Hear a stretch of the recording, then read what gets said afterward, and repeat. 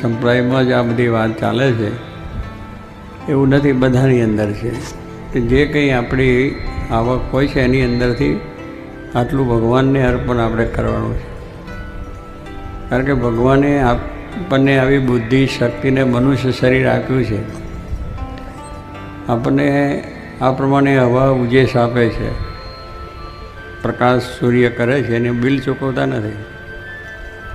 હવા જે ઓક્સિજન આપણને મળે છે તો એનું કંઈ બિલ આપણે ચૂકવતા નથી.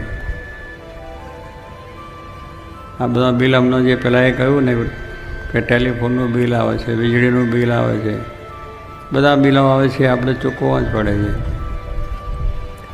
આપણી કમાણીની અંદરથી ઇન્કમ ટેક્સ, સેલ ટેક્સ પણ આપવા પડે છે. હવે એ કંઈ સરકાર કમાવા જતી નથી, મહેનત આપણે કરીએ છીએ. વેપાર ધંધો બીજું ત્રીજું બધું આપણે ઘરની મૂડીમાંથી બધું આપણું